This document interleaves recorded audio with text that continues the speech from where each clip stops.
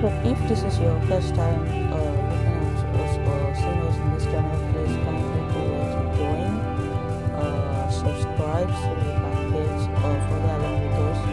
So we normally study every morning by 5 a.m. Nigerian time and some other time in the afternoon. So yesterday we looked at part 1 of the domain-driven design, and we looked at how software engineers should work with domain experts to understand the problems so they can design a perfect solution. Then we looked at the relationship of all of that with agentic AI design, pattern, and data engineering system design. So today we'll be looking at tactical design part 2, which is the book is Learning Domain-Driven Design from O'Reilly by Vlad Kogunov, published in 2022. So it's a very interesting book that I showed you yesterday. So today we'll continue with part 2, and part 2 is tactical design, and we will continue with chapter 5. So in chapter 5, look at what we have there. So as usual, we'll study together, then after this study, then in 2 or 3 minutes, we just look at the summary together and take a handwritten note and then move to the next chapter. So let's begin study now. Thank you.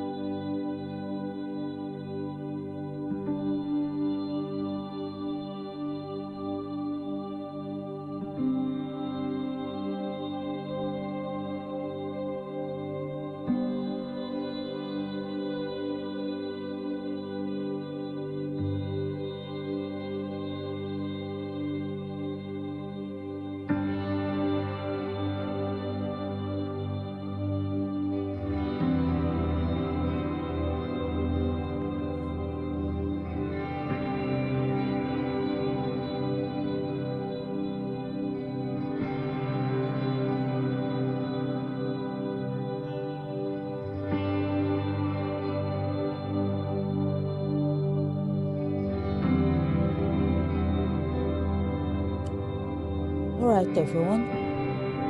So we are done with chapter 5. Now let's summarize. Implementing simple business logic. So this is all about designing business logic, business data.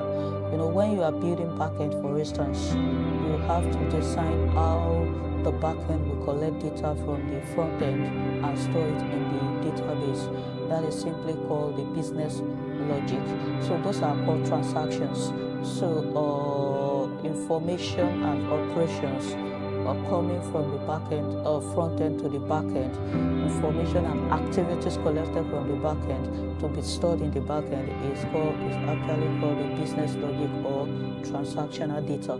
So how do you design for this collection? How do you implement data collection from front end to the backend? So this can be done by using the CRUD operation. So you use the CRUD oriented rule. This CRUD, okay, I believe all the software engineers in the house, you know what CRUD is. So it is used for transactional operation in backend design. Also in database, it is used for querying database data. So when you are designing business logic, from our summary, it is said that transaction scripts handles one business transaction procedurally. So make sure you design transaction scripts procedurally. Follow strategy, follow steps. Do not mix them up, because you are writing logically to the database. You are collecting transactional data from the front end to the back end and to be stored in the database. You don't want to mix them up. You don't want to bring first activity to the last, and you don't want to bring the last activity to the first. For example, you want to build a CRUD operation for maybe an e-commerce platform where an order is made, then there's a pickup, a delivery that will pick it up and deliver it. So you don't want to collect delivery data before an order data.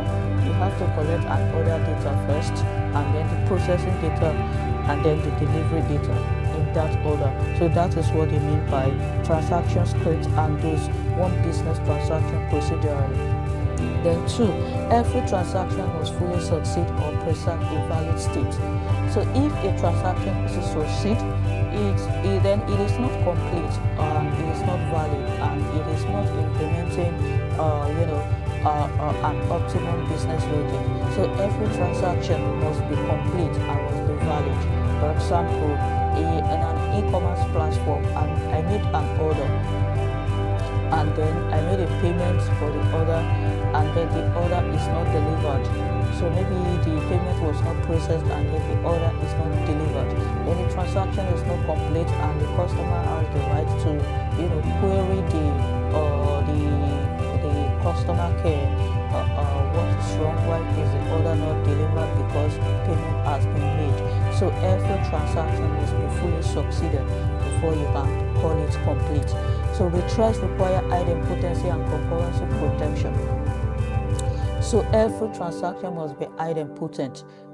There must be a transaction key, there must be a row key that will make it idempotent. Idempotency means that whenever a transaction is committed, it remains the same. It is not duplicated, or it does not generate inconsistent rows. You understand? So every transaction should be fully idempotent and concurrent. Concurrency protection must be enforced. So in relational database, for instance, we have what we call the ACID compliance, which is atomicity, consistency, isolation, and durability. So it is the property of relational database which keep the database normalized. No duplication, no repetition, no copy of data here and there. So that is what idempotency also and concurrency also implies here. Active record unit, simple logic over complex data structure. So make sure you implement simple logic when you are designing transactional data or transactional scripts. Make sure you implement simple business logic. do not make it complex so that the database does not become complex. Make it understandable. Collect as it comes and store as it comes. Do not implement a complex business structure. And never use simple scripts to contain complex core domain rules. So when the domain is complex, make sure you also implement complex logic or implement complex CRUD operation. So the idea here is that if the domain is simple, use simple business logic. If it is complex, also implement complex rules or implement this transactional operation. So this is what we have under implementing simple business logic. So make sure you design for business logic. Design input, design your CRUD operation, transactional operation according to the business logic. If it is complex, then design for the complexity. If it is simple, also take the simplicity into consideration. So this is what we have. Then how do we apply this to CADABA design, agentic system design? So we have said that every agent should have their own task ID. They should have agent ID.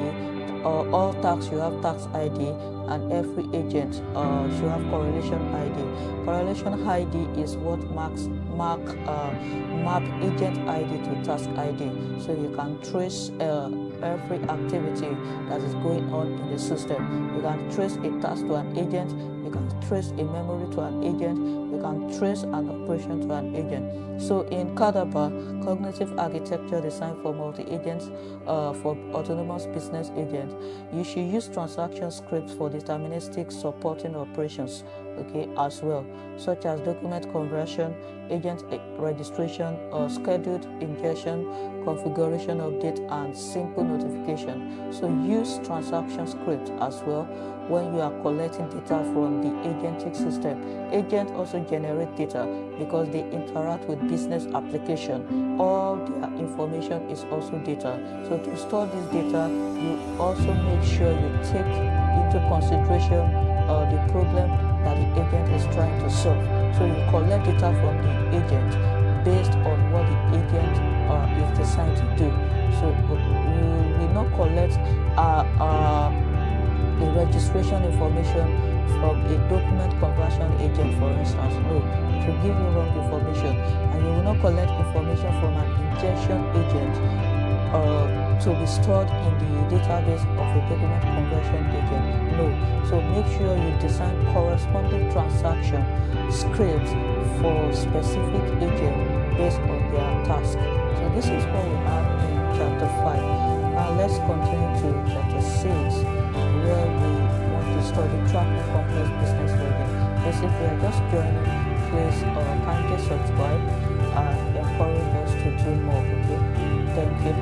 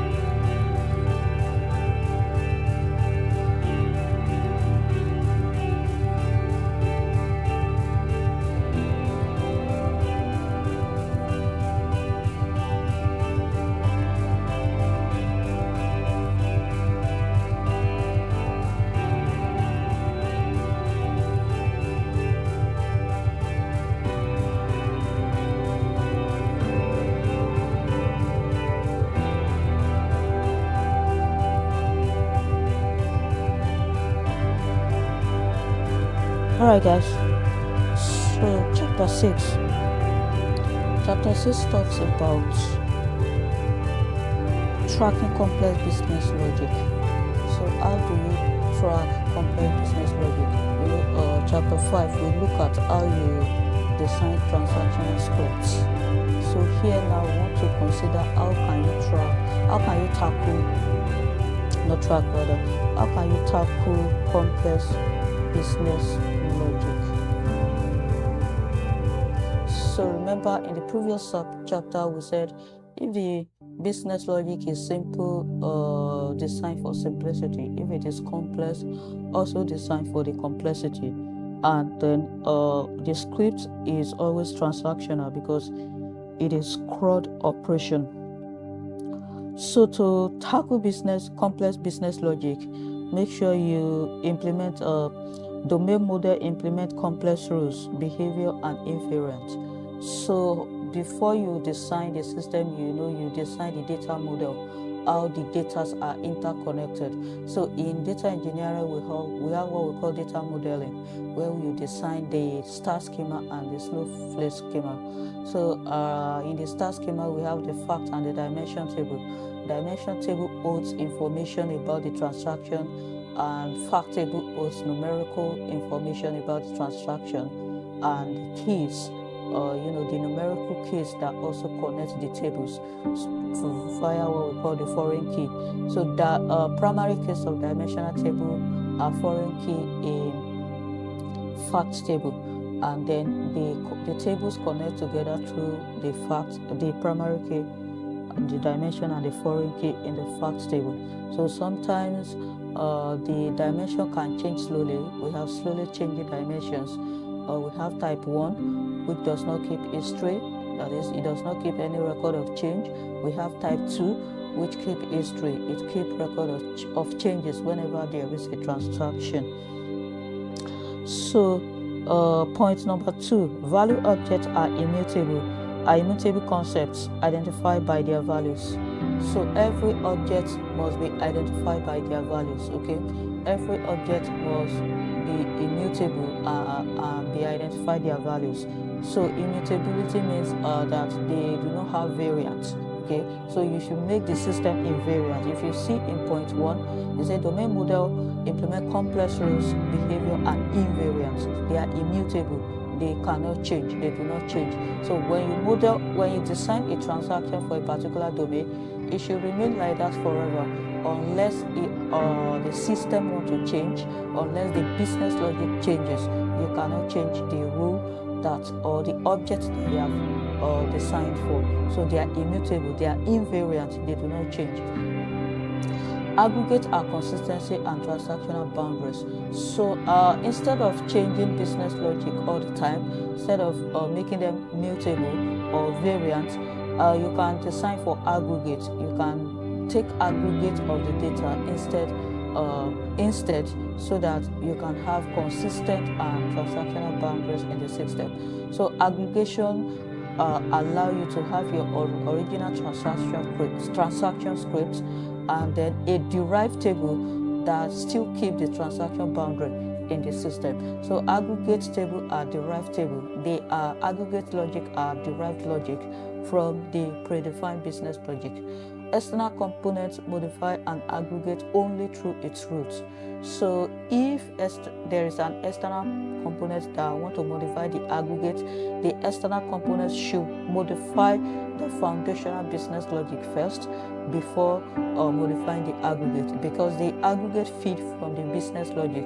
So if you change the aggregate without changing the business logic, then the change will not be consistent, and you will be building a backend that will fail, or a database that will fail.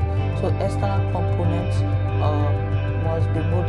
must modify the foundational model, must be modify the business logic before modifying the aggregates. So deterministic domain rules must control autonomous agent action. So everything we discuss here is all about designing deterministic domain rules. So make sure the domain rules are predetermined. They are known before you design the logic, before you design the scripts, before you design the aggregate. So this will allow you to also design a perfect system that will collect, that is implementing perfect logic in in an agentic system design. So that is the application to agent. So application to agent. So we have possible CADABA value objects include goal, tax deadline, risk score, money, policy decision, confidence level, evidence reference. So let's say these are examples of logic that you want to collect from a CADABA agent, from an agentic system. You will have designed this from beginning. So maybe CADABA should place essential business invariant in deterministic domain model. An LLM planner may propose approved supplier, but the supplier or procurement aggregate must enforce sanctions, financial authority, aggregation of duties, and approval rules. So if an LLM is planning to propose approved supplier, it must pass through supplier or procurement aggregate agent, so that a sanction of financial authority can be placed before it is written into the system, so that you will not have a system that's failed, so that you will not have a script that is running against the business policy. And possible designs are listed. So autonomous task aggregate can protect task status, assign agent approval, tool execution, retries, and completion rules. So the LLM proposed command, the aggregate decide whether each command is valid. So you can see how it works here. So LLM is the foundation model. If it proposes a command, then the individual agent, which are the aggregate, must determine whether the command is valid, whether the command should be implemented based on what they are designed for before an operation can be implemented. Okay, so this is how tackling complex business logic applies to agentic system design. So implement business rules and make sure you design based on business behavior, and make sure it is invariant. If there is no change in the system, if there is no change in the design, then the aggregate also should not be changed. So the value of the system is kept intact. Value objects are immutable concepts identified by their values. So the value object cannot change, and it cannot be changed by an LLM. They must be immutable and invariant. Aggregates are consistency and transactional boundaries. So aggregates enforces consistency, it enforces transactional boundaries.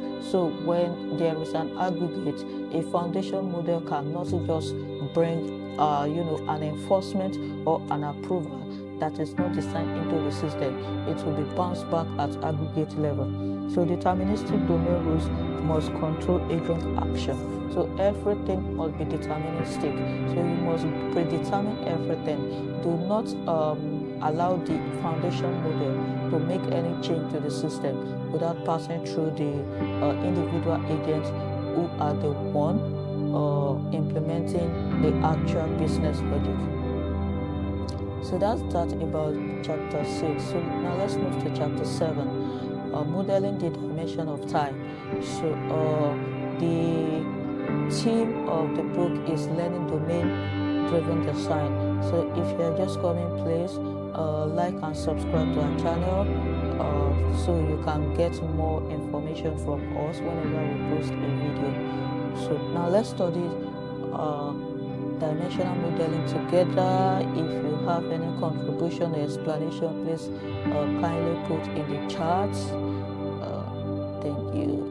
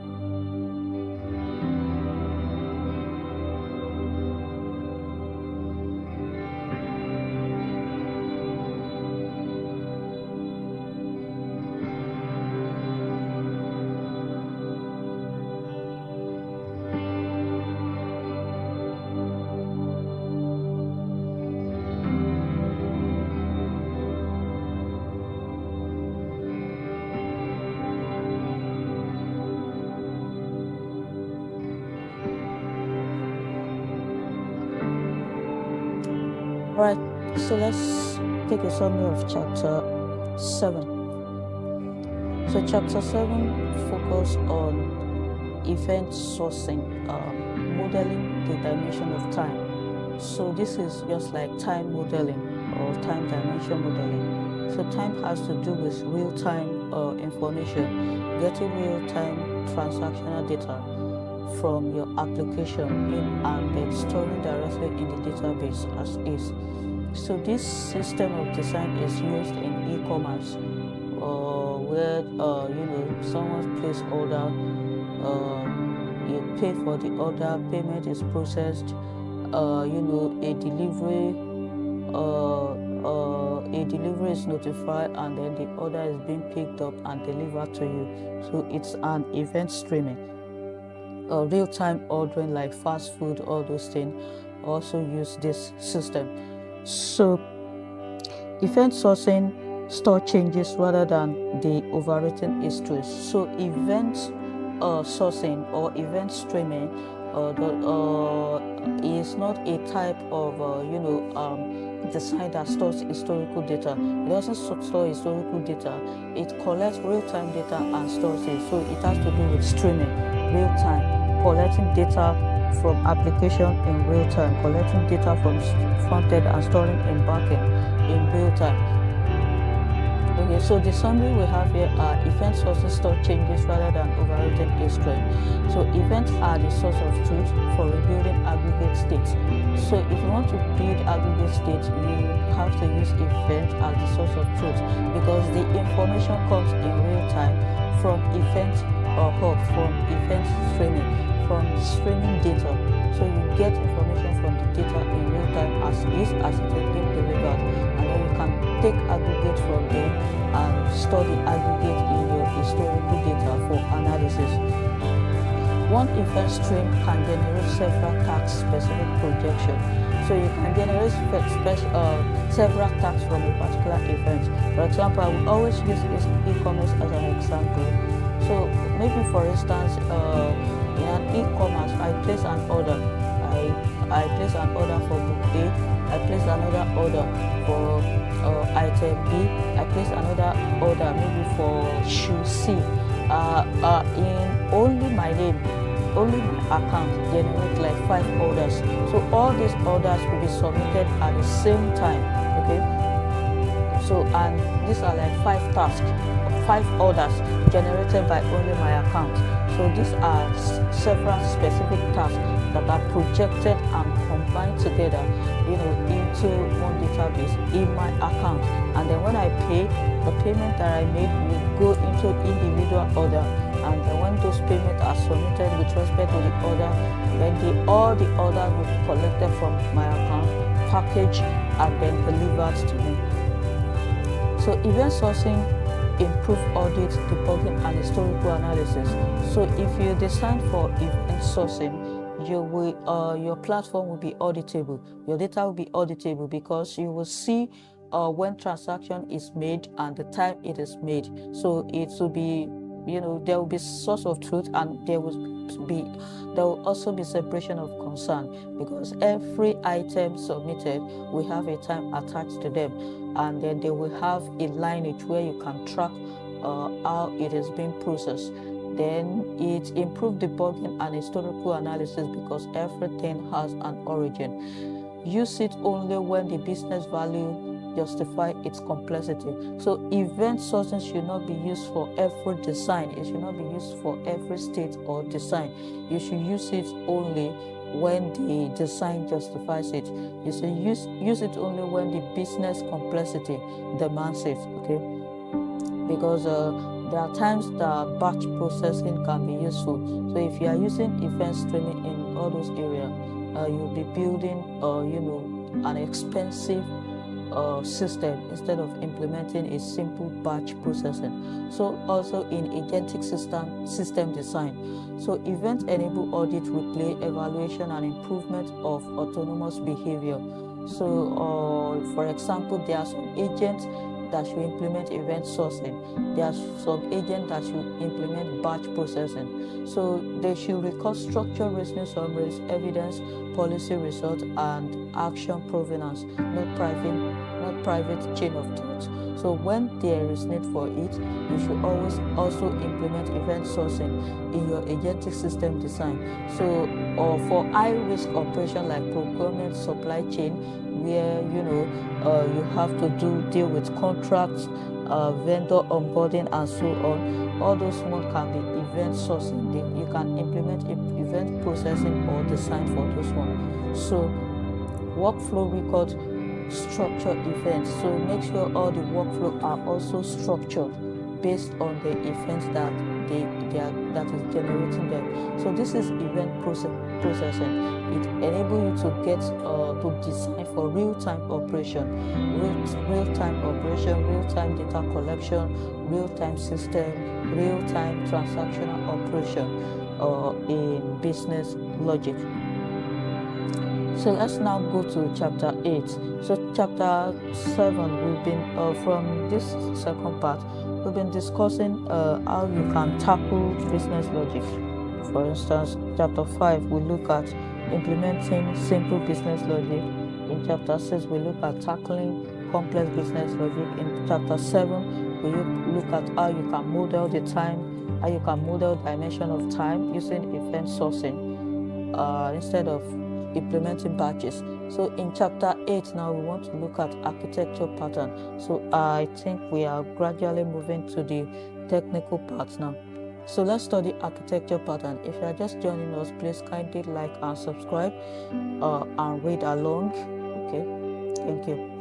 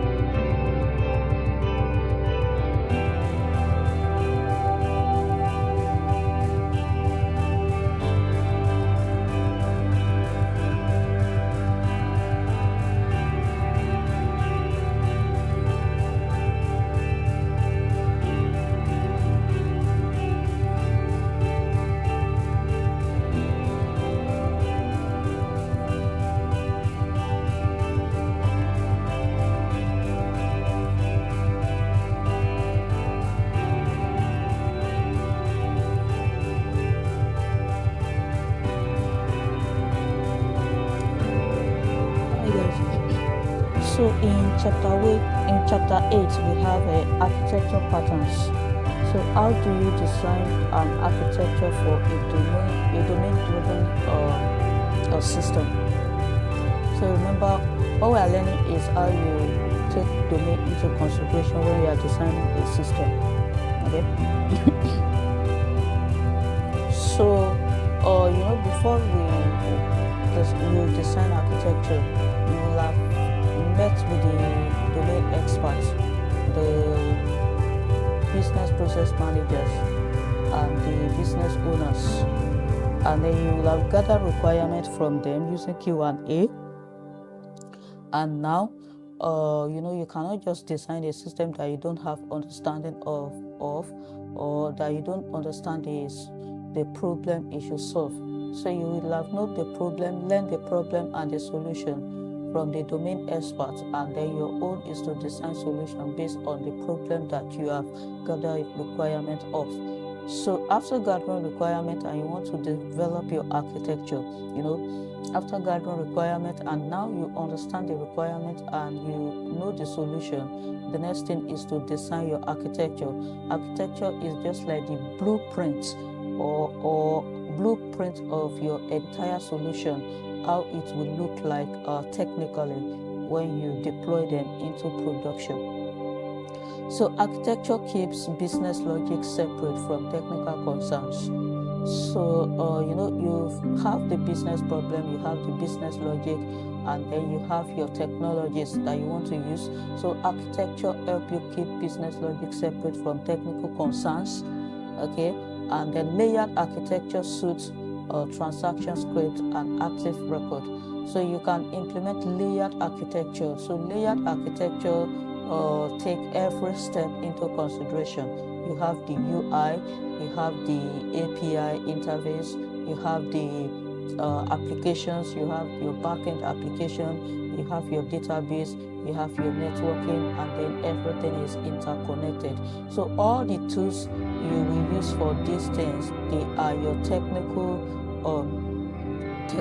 resources. All the tools that you are going to use are technical resources, and then your code are also your technical language, your software development code, like maybe Python or Fast API for your backend hosting and everything. They are all your technology, and then you have the business logic like place an order, receive an order, pay payment, and every account, every ID and transaction. They are your business logic. So port and adapter protects domain logic from infrastructure. So when you design the infrastructure of a solution, the business also have their applications that your solution will also be communicating with. For example, there's an ERP system where you have the customer transaction and everything. You have a Fabric platform, maybe for data processing and analysis. You have Kafka, for example, for event streaming and for event sourcing. And then you have Azure OpenAI, maybe you want to use that as your foundation model and everything. And then you want all these things to be connected to your application, to your agent, maybe in your agentic system design. So you cannot redesign all this established system just because you want to build an agent. So instead of altering your agent or altering the system application that's already working in the system, or what you can do is to use port and adapter. Adapter enable you to connect an application to another application instead of rebuilding the application. So it enables you to design a language that the application you want to connect to will understand instead of altering the application because of your design. So adapter enable you to keep the logic, on logic of business logic on change, while you still design your application and then your system. So you have the business logic, for instance, in ERP, you have your application that you have designed. So you don't need to alter your application, and then you don't need to alter the business logic to connect them together. What you can use is a port or an adapter that will carry the logic of your application and the logic of the business. It will translate the logic of the application you have built into the logic that the business application already understand, and then so you can connect directly without any problem. So that is the work of an adapter. It is being used for connecting to Prometheus and Grafana, because Prometheus have their own system design, and if you want to feed an observability data from your application to Grafana, you have to use adapter that will translate every metric coming from your application to the metric that the Grafana or the Prometheus understand using adapter. So it's a type of system design in a distributed system. We have many of them. We have adapter, we have a sidecar, we have ambassador, and so on and so forth. So CQRS separates strongly consistent command from grid projection, and then select architectural pattern per subdomain, not system-wide. So CQRS can be used for event streaming. So because it separates strongly consistent command from grid projection, so it can be, they are used for event streaming, and then they also carry accurate business logic from application to the end user or to the database. So select architecture pattern per subdomain, not system-wide. So make sure you select based on domain. For example, the architecture you will use for agentic system in IT operation is different from the architecture you will use for procurement agent, and it is different from the architecture you will use for human resources agent, because they are designed to solve different problems. They are designed for different domain, and then you should also consider the subdomain or the subdomain in an enterprise when you are designing your architecture. Each architecture should be towards the subdomain, should take into consideration the business logic of the subdomain that they are working with. So in agentic system design, cognitive core should use POT for model inference. So you can use POT for model inference, long-term memory, vector search, knowledge graph, enterprise tools, policy evaluation, human approval, event publishing, and so on. So adapter can connect those ports to Azure OpenAI, another model provider, or Fabric, or Kafka, or ERP system, or future technologies without changing core business rules. So CQRS also can separate consequential agent command from operational, conversational, audit, and evaluation fields. So supporting CADABA models can still use simpler layered architecture. So here is the thing, that you don't need to alter your application because you want to connect to different models or different platforms. No, you can use adapter. You can use adapter to connect to them. Adapter translates your application logic into the logic that the already made application understand, and then they can send data from one application to another without any problem. So this is architectural pattern. Design a layered architecture and put all the subdomain into consideration when you are designing architecture. So always architect for subdomain and then combine them together to form the entire organization architecture. So that is that about architecture. Please, if you are just joining us, kindly subscribe and like, and read along with us. Thank you.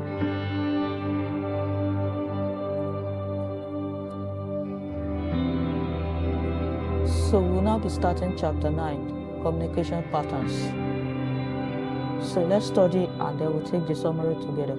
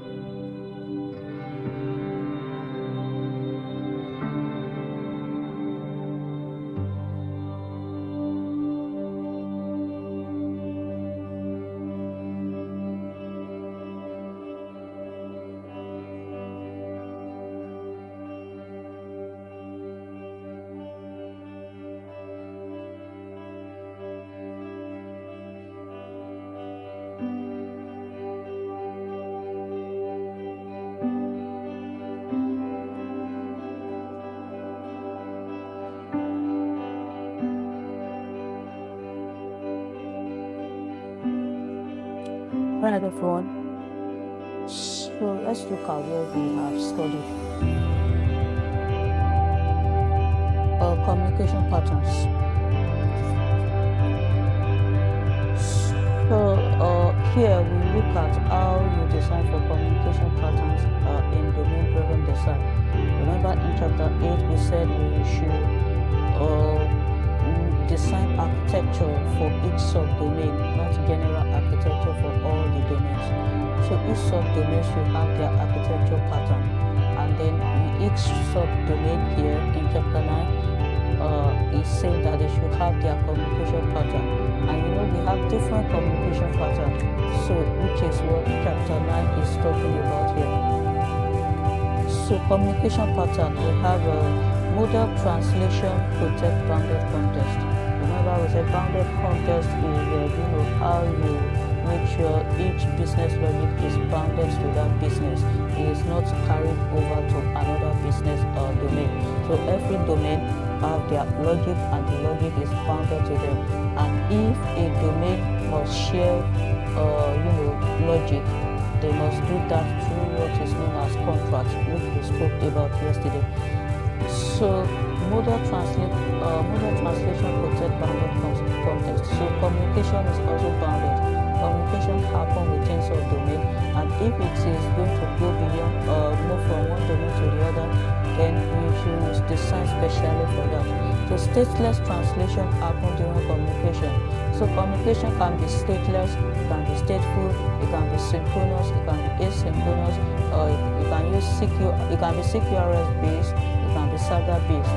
So we have different types of communication.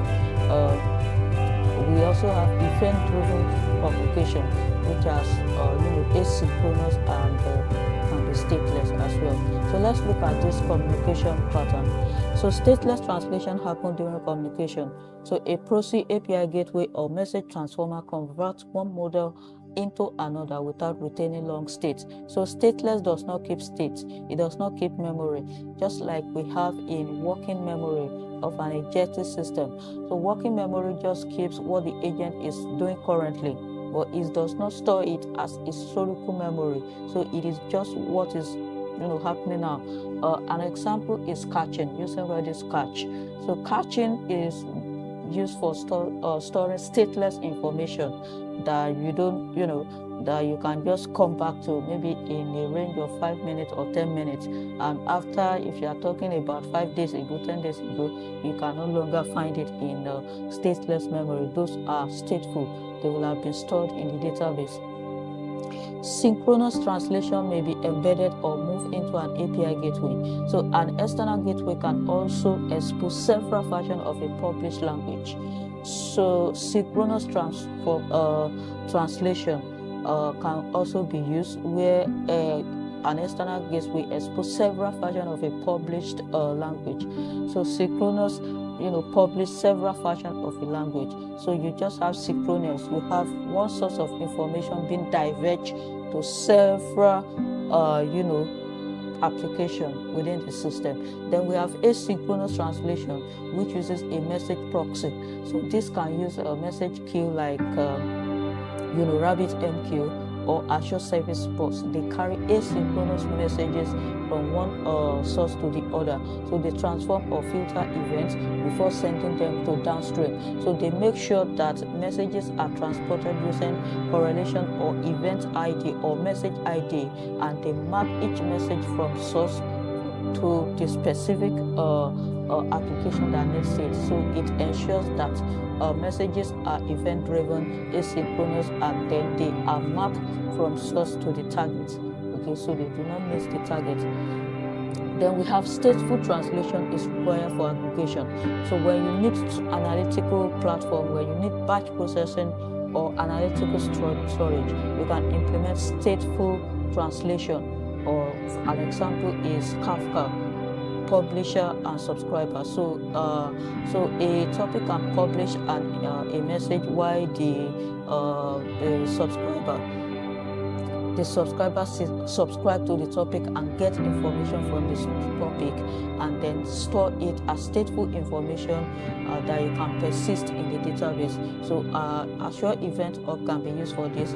Kafka Publisher and Subscriber can also be used. Then we have domain events must be published before state is committed. So if you are using Kafka or Azure Event Hub, make sure every topic is published before the state is committed. So they must be published, and they must be the subscriber must get the message directly and deliver it to the target before they are stored, before they are committed in the database as stateful information. So publishing only after committing is also unsafe.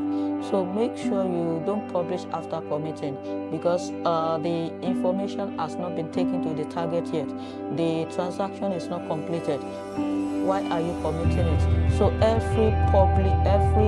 a PubSub event-driven application, every topic that is published must be subscribed to, and the message must be delivered before you can commit it as stateful information in the database.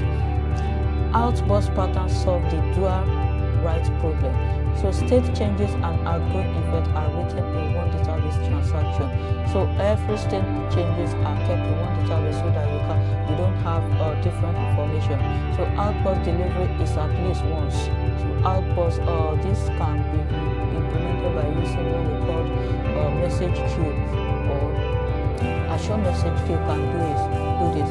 So whenever a message is delivered, it is deleted from the memory, so that you don't have one message being delivered twice. Okay, except it is stored in what is known as dead letter queue. If it is not delivered, then you can retrieve it from dead letter queue and then send it back to the topic to deliver it again. So a Saga coordinates a long-running multi-component process. So Saga is very, very important as well, especially in multi-agent system design. So Saga normally react to events, issue command, and trigger compensating business action when the tested fail. So Saga does not only react to an event and deliver the information. No, it reacts to the event and issue a command and then trigger compensating business action. So it reacts to events first and then issue a command and then trigger an action in the business layer, so that the events, the message is being solved, or the problem is being solved before it is committed. So you can see that Saga is much more even useful when you are designing a multi-agent system, because of the reaction, the issuance, and the trigger. It does three things at the same time before it can successfully deliver before it can tag a system success or fail. So Saga consistency is eventual, so it cannot turn several independent committed aggregate changes into one atomic transaction. So it's Saga normally just operates.